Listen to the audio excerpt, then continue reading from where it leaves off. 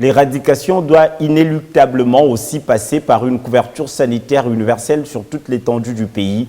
C'est le vœu du chef de l'État qui se dit déterminé à donner aux Congolais des soins de santé de qualité en moindre coût.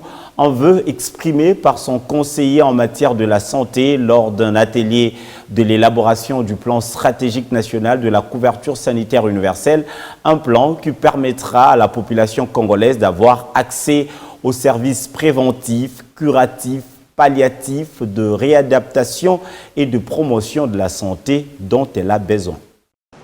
RDC est déterminé à contribuer au bien-être de sa population d'ici 2030 en améliorant l'état de santé de façon à permettre à tous de vivre en bonne santé et promouvoir le bien-être de tous à tout âge. Un engagement qui passe par une couverture sanitaire universelle, vision du chef de l'État. Et pour y arriver, un plan national doit être élaboré et assorti d'une feuille de route pour élargir l'offre des services et soins de santé de qualité. La santé aujourd'hui appauvrit la population. On ne peut pas sortir de la pauvreté si on ne prend pas en charge la santé de la population. Et la couverture maladie universelle, le but justement, c'est de permettre que les gens aient accès aux soins de santé, que ces soins de santé soient de qualité, mais surtout qu'ils ne se ruinent pas, que la famille ne se ruine pas. Parce qu'à chaque fois, la famille est obligée de compter sur elle-même. Il faut que l'État revienne, le leadership de l'État revienne pour que la famille progresse au niveau de son propre développement, mais aussi que la nation. Si la famille prend tout en charge, eh bien, la nation en général s'appauvrit. Et voilà pourquoi est-ce que le président de la République a bien compris qu'on ne peut pas faire l'impasse sur la couverture maladie universelle.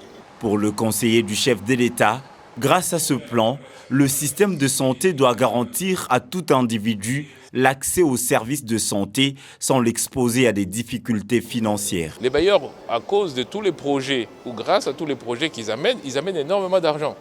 Mais cet argent-là n'est pas utilisé pour renforcer le système de santé. Il est utilisé pour résoudre des thématiques. Notre but, c'est de dire, ok, déjà avec ce que nous avons, qui est déjà beaucoup, comment est-ce qu'on résout le problème? On ne passe pas par thématique, projet sida, projet palu, projet tuberculose, projet X, Y, Z, mais le système de santé reste faible. Nous, on dit, ok, on va revenir vers un système de santé qui permet de résoudre une simple question. Je suis malade, on me soigne. C'est aussi simple que ça. Il faut pas, si je suis malade, j'ai le sida, j'ai des médicaments, mais si je suis malade, j'ai une anémie, je n'ai pas de médicaments. Ce n'est pas un bon système. Nous devons revenir à un système global où tout Congolais malade est pris en charge. Ces travaux d'élaboration et de validation du plan stratégique national pour la couverture sanitaire universelle en RDC seront conduits en plusieurs phases, chaque phase ayant une méthodologie. Le processus d'élaboration sera mené en 60 jours en partant du 24 juin 2019.